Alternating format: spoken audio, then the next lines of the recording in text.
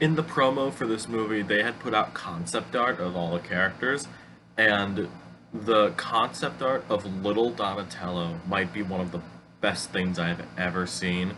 If you want to see it, follow me on Letterboxd because that's my profile picture now on. And either way, I have watched at least earlier this week Teenage Mutant Ninja Turtles: Mutant Mayhem.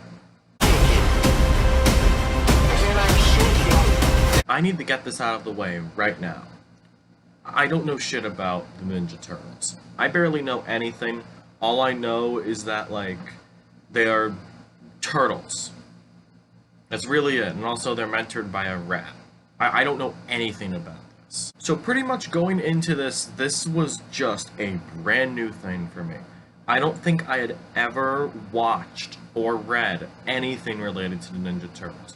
Maybe there was a couple of things I had seen in passing. Maybe I had seen a clip of one of the movies when I was younger. But this is the first time I'm actually sitting down and watching a Ninja Turtles thing. I have to admit, part of the appeal for me going to see this is its animation itself. We are, right now at least, I think we're in the midst of a sea change in animation, and that's mainly because of Spider-Verse, and just how impactful the first one was, and probably this one as well, in that we have gotten so much more creative in the visual animation aspect that it could honestly drive me to see a lot more of these movies depending on how this looks. And that's what I'm going to start off with in this review. I think the animation here is beautiful. There are parts where it almost looks like watercolor. And that there's also like little comic outlines if you look close enough.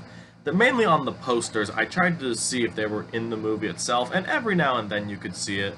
But every now and then you could see like little pencil lining on it, and I liked that a lot. It was a nice little visual flair. I also think the voice cast in this was pretty outstanding. The turtles themselves, Nicolas Cantu voicing Leo, Brady voicing Raphael, Shamon Brown Jr. voicing Donatello, and Micah Abbey playing Michelangelo.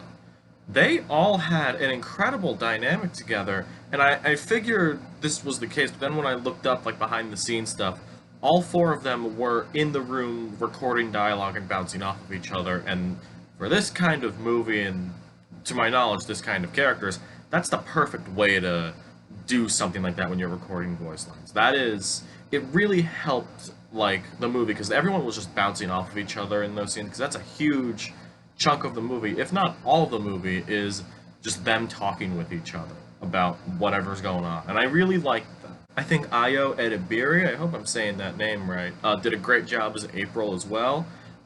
This was the first time I had seen, or at least heard, Jackie Chan in something like this in a while, voicing Splinter, and that's the most alive I had heard him in a long time. There's a lot of other big people in this, a lot of famous people in this, mainly because Seth Rogen was a producer on this, who also is in the movie, but also John Cena's in this, Paul Rudd is in this, Maya Rudolph's in this, Giancarlo Esposito is in this for 5 minutes. I was hoping he would be in it more. I also wanted to shout out Rose Byrne. This was the movie where I learned she was Australian. And also Natasia Demetriou. I always mess up her name. But she's in What We Do in the Shadows.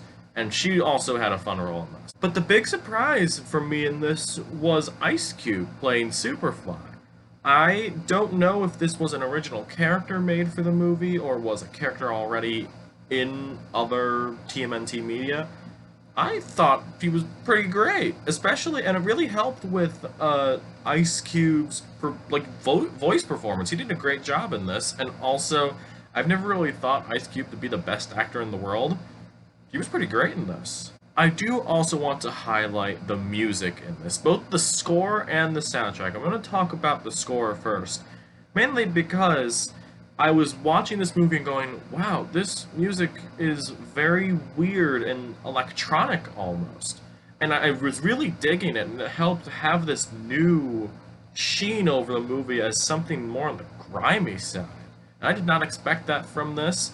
And in the credits, it said the music was done by Trent Reznor and Atticus Ross, which whoever offered this to them get a raise. This was a pairing that I would never expect from any kind of movie, and it worked. And with the music, like the soundtrack, the chosen songs, even then, like in the trailers, they had I think it was a Tribe Called Quest song in the trailers, and that fit well with it. It was Can I Kick It? Just had to remember that.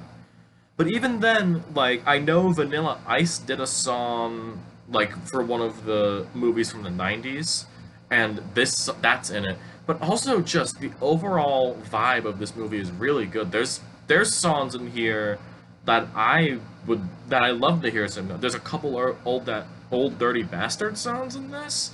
There is a De La Soul song in this. I think it's called I Know.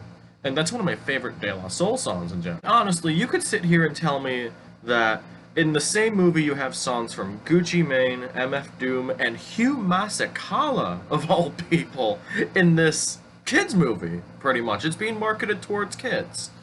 And that's just great. This is one of, like, from that aspect, this is probably my favorite soundtrack of the year so far. And who knows, maybe this is even my favorite score of the year so far.